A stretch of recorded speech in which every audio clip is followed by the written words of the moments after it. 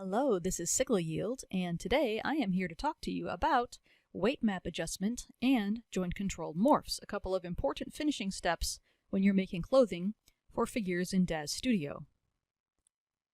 Now today, I have made a basic tanga in Blender, and I'm going to import it to Daz Studio. I'm going to be showing things on Genesis 8 male because fixing joints on males can often be more difficult in the groin area. But everything that I say today will also apply to female characters, and if something doesn't, I will let you know as we get to it. So I've started transfer utility. It looks like a little sort of arrow pointing up and to the right. And I'm going to use Genesis 8 male as the source and my tanga as the target. Got these two drop downs here. Then I'm going to click show options, and I'm also going to click add smoothing modifier. We're going to be turning that off occasionally with what we're going to be doing today, but we still want it ultimately, so I'm going to click accept and let that run. And now my underwear here have a basic rig that they got from Genesis 8 male. So when I move him, they move with him. Not perfectly, as you can see. And that's why I'm going to turn off my smoothing, because what you see now as I hold the mouse down is what it actually bends like, and when I let go, it applies the smoothing modifier. So I'm going to go over here to the parameters tab to where it says mesh smoothing, and I'm going to click that to off so that we can see the clipping. And the next thing that I'm going to do is hit Alt-Shift-W to activate the node weight map brush. And I'm going to click on the Tool Settings tab. And nothing really shows over here because I don't have a bone selected. So I'm going to expand the tanga in my Scene tab and select the right thigh bend. Then I'll go back to Tool Settings, and there it is, General Weight. So I'll click on that, and now we can see our weight maps. The weight map is a gradient from red being 100% controlled by this bone to blue being 0% controlled by this bone, and shades of pink and purple are in between those two. So what we're looking at right here is that this leg area of the tanga is partly controlled by the right thigh, but a lot of it is controlled by the pelvis, which if I click on that, now you can see there's a lot of red over here. And the ways that we will work on this will be with our node weight map brushes. Up here at the top, there is the regular node weight map brush. And when I have my right thigh selected and I paint, oh, here's a fun error.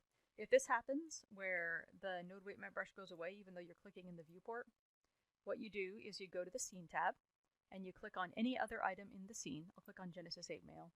Then I'll click back to the right thigh of my tanga. And now, there it is, the weight brush came back. That actually happens a lot, so you'll just get used to doing that. So I'm actually glad that happened during this session so you could see it. So now I'm going to use the regular weight map brush and just see what happens here. You will discover quickly as I'm doing this that this is a highly subjective process. A lot of what we do here is science, but much of it is also art. So there's going to be a little bit of fiddly brushing around here, but as you can see, up to a point it doesn't help. There's a point where it helps, but there's a point where I'm just pushing it in further toward the body, and at that point painting it further to the leg is not helping. And I may need to fiddle with the pelvic area here. And then I may need to use the smoothing brush, which is to the right of the weight map brush tool up here at the top of this tool panel. And the smoothing brush just smooths out any group that you are working on with it. It decreases the level to which things are painted to any one bone and smooths out between different areas. Now, as you can see, painting with the brush has only gotten me so far. It actually hasn't done much, so I'm going to need to do some of that with a joint-controlled morph. Now I'm going to go down here to the groin area, which you can see is massively wider now. And it looks wider because it is painted to the legs. So it's stretching along as the leg is stretched along by the leg's own joint controls. I'm going to smooth that area a bit, but that also is probably going to require some JCM help. So I'm just using the smoothing brush here, and something that I believe I may have forgotten to mention there is that I have symmetry turned on over here under General on the Tool tab. Up at the top it says Brush, and I've checked to use symmetry and on the X-axis, so that when I paint on one side, it affects the other side as well. Okay, just like that.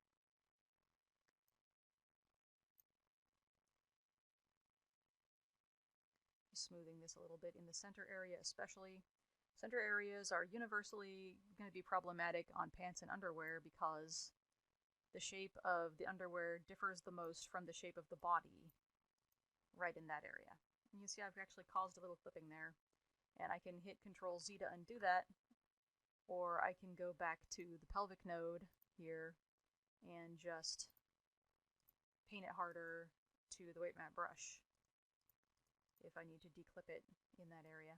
So this is about the best we're probably going to do, and we're going to have to fix the rest with joint controlled morphs. So for now, I'm going to save this to the library. I'm going to hit Control-Shift-F on Genesis 8 Mail to zero him. There we go. And I'm going to save my Tenga to the library using File, Save As, Support Asset, Figure Prop Asset.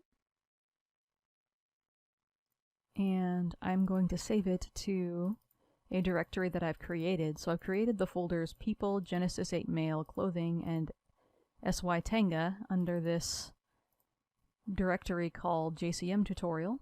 Whenever I create a new product, I create a new base directory for it. So that's what I did. You can right-click on Daz Studio Formats and add a base directory to create a directory for your project, and then you create the library subfolders for it. So when I do File, Save As, Support Asset, Figure Prop Asset, I will then go to that JCM tutorial and in those folders, and I will call it SY Tenga Genesis 8 Mail. And the asset directory thing will pop up here. You can see it auto-filled the JCM tutorial directory correctly. It has my vendor name filled in there. For product, I'm just going to say Tenga, and I'll leave the item name as it is and click Accept. Now this is saved, and my weight map changes are saved, and more importantly, I now have data folders where my JCMs can also be saved as I create them. That's important. So the important thing to realize here is that every bend of every joint is regarded as separate by the program. So you can't actually create a JCM that affects, for example, both the side-to-side movement of the leg and the twist movement of the leg.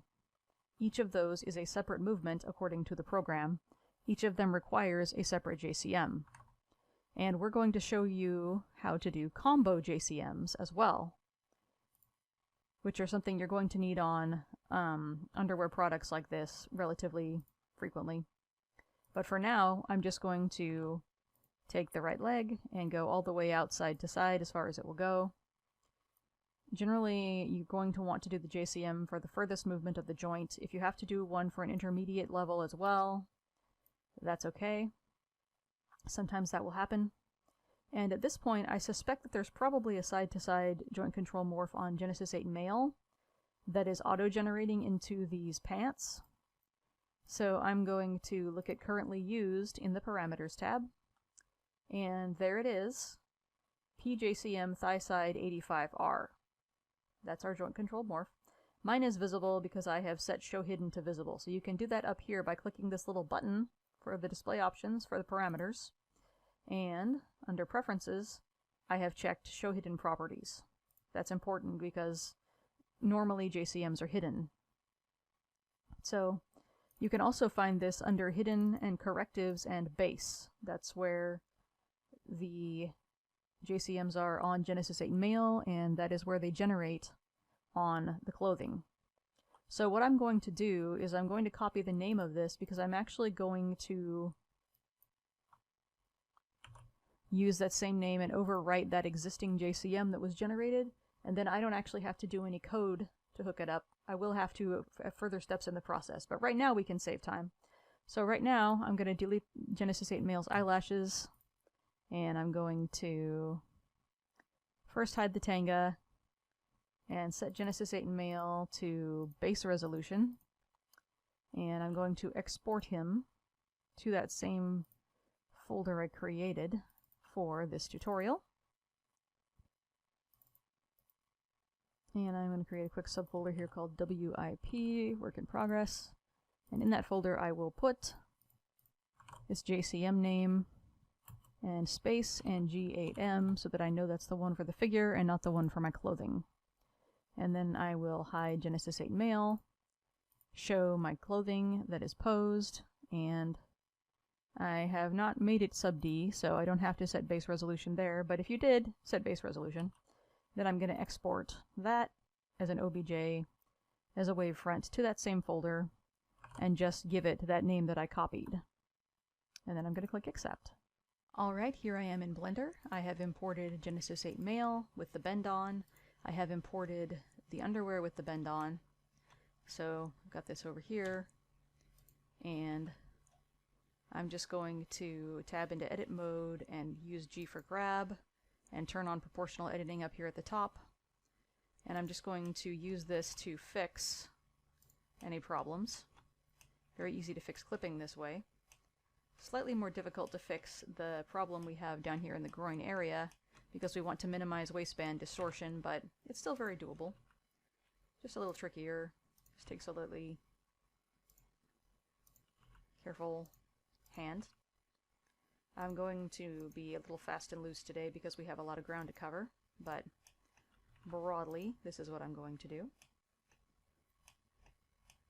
And I'm just going to kind of drag this into a straighter line because that is not how underwear hang on a person's body. They don't hang in a weird curve like that. So the other thing that we're doing here is trying to increase the realism of the fabric movement on a non-dynamic item. Okay, so I've dragged that around a little bit. That will do for now, I think. Just make sure I didn't cause any big gaps. And drag things into a straight line as much as possible. Okay. That'll do to start. So we will re-export that and just overwrite what I imported with that same name, PJCM Thigh-Side 85R. There we go, export. And then I will go back to Daz Studio, and I will make Genesis 8 Mail visible and the tanga visible. And I'm going to turn on Morph Loader Pro. I'm going to click on the tiny icon that looks like a little flexing arm with a P on it. For me, it's over on the right side of my screen, using dark side and city limits. Then it comes up here with some options. I'm going to use Daz Studio scale again because that is the scale I generally work with. I am going to need to have this down here exposed, if hiding that is an option. I think it might not be actually. And then I'm going to click on Choose More Files and navigate to my Tanga tutorial folder, and there's my JCM. Double click on that. Now I need this to go into the correct folder, so I'm going to right click where it says Morphs Morph Loader and change that to Hidden Correctives Base, which is an option because that's where the morph is currently. Sometimes it correctly overwrites with the correct property group, but sometimes it doesn't, and I'm not sure why. So I try to go ahead and set a correct property group if possible, unless I'm absolutely sure it's been saved. So then I'm going to go down to Override Existing and right click and choose Deltas Only. That's important. And then I'm going to click Accept. It says created morph successfully, so let's have a look at this. Uh-oh, that doesn't look right. What happened? Well, what happened was that it calculated the morph without calculating a reverse deformation. We have to use the reverse deformation setting when we make JCMs, but not really on any other kind of morph. So I'm going to go up to Genesis 8 Mail, and under General, I think there is an option here to turn off, there we go, see where it says Base Joint Correctives in the parameters? I can turn that off. And then I am going to select my tanga, and I'm going to do what I just did again. But this time I'm also going to choose Reverse Deformations by right-clicking and set to Yes. And then I'm going to go back up to Genesis 8 Mail, turn the joint correctives back on, and voila! Now you can see that my bend is fixed. And you can see that it looks correct compared to this other one that I have not fixed yet. Now what I'm going to go do now is mirror this to the other side, and then I will come back and continue the tutorial. Now I have both JCMs loaded, one for the right, one for the left, and I am going to save those. So with the Tenga selected, I will go to File, Save As, Support Asset, and Morph Asset. And looks like it came up with the right things here for the most part. I'm going to change product name to base. That's just the name of a subfolder in the data files. And I'm going to expand hidden correctives base out to where my morphs are, check both of those, and click accept to make sure that those get saved to the data files. But now I have another problem, as you can see with both of those morphs on, with both the legs up. Now there's a weird looking thing going on in the middle, and there's some clipping right there that wasn't there with the individual morphs separately. So I need to fix that, but the problem is that editing each individual morph isn't going to help, because the problem that I have is a synergistic effect of both morphs. So what I need is a third morph to fix both of these when they are interacting, and that's what I'm going to show you how to do right now. So we're going to do the same thing again, where we export Genesis 8 and the Tenga and adjust them in Blender or the modeling program of your choice, and then I will come back and continue. Now that we're making a double JCM, we're going to handle things a little differently. I'm going to not turn off the base joint correctives on Genesis 8 Mail, because in this case I'm actually trying to correct against the shape of both these JCMs while they're on. So if I turn that off, it will turn the JCMs off on this, and I don't want that. So in this case I'm just going to go straight to Morph Loader, and I'm going to load my morph, which I've called Thigh Side 85 Both. And I'm going to make sure I put it in the same hidden correctives base folder, set reverse deformations to yes, and I don't have to worry about overriding existing because this is a brand new morph. And I'm going to click accept. And nothing happens right away because now we have created something brand new, and we're going to have to create the ERC for it too. So what I'm going to do here is drag that to 100% just to check, and yep, it looks more like a pair of underwear that a man is wearing and less like a weird blobby thing. And then I'm going to click on this little gear in Parameters and click on Parameter Settings, and I'm going to set this to Hidden and set the minimum value to 0 and click Accept. Now it is hidden, and then I'm going to dial it to 0 just to make sure that things are working correctly when I get the properties set up, because now I'm going to go to the property hierarchy. And I'm going to go to the Tenga here in my property hierarchy and expand it, and to the parameters under that. There's an awful lot of these, so I'm going to search for PJCM, and there are my JCMs, and I'm going to expand the thigh side one that I created. In fact, I'm actually going to look at these others first and show them to you how they're set up, because they were set up this way automatically when they overrided the one that was taken from G8M and projected into the Tenga by Daz Studio. So we didn't have to do the work of setting up the controllers or anything here. Daz Studio did that for us, but now we are going to set up controllers ourselves on this both morph. So under controllers, we're going to choose what controls when this morph is on or off. So I want it to come on when the two morphs are both on at the same time. So there are different ways to do this, but the first one I'm going to try is I'm going to go over to the parameters and right click and choose edit mode.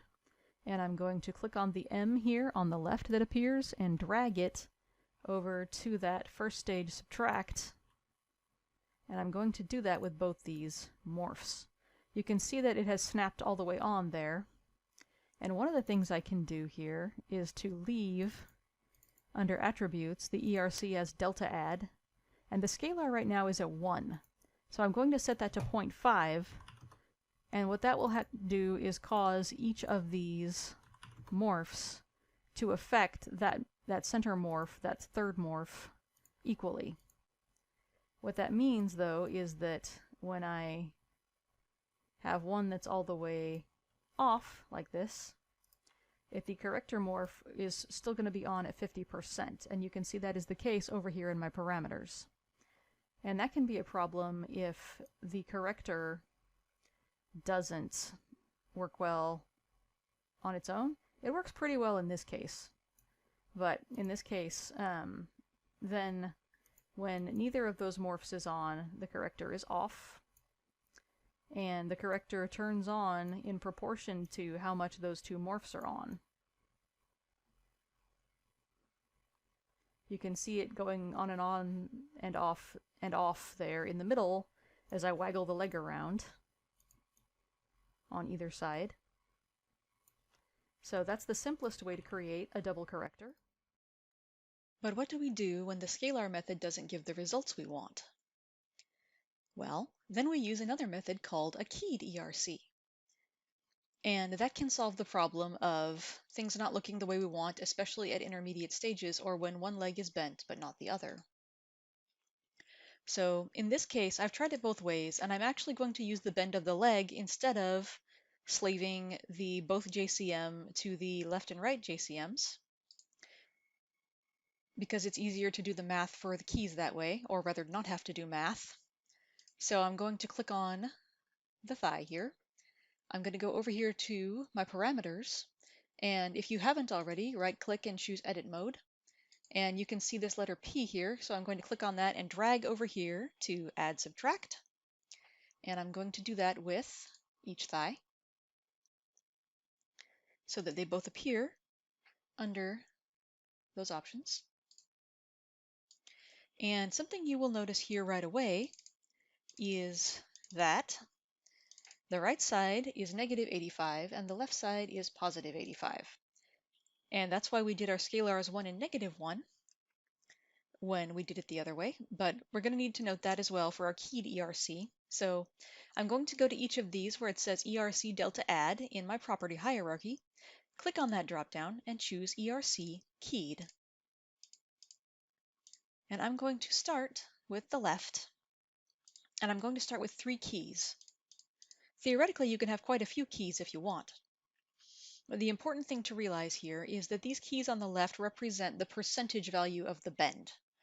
So in order to get a key that is 100% at 85 degrees here, I need to put 85 on the left side and 1 on the right. You can see that it immediately turned on that JCM. I don't actually want that to be 1, I want it to be 0.5 because I want each thigh to have a 50% contribution.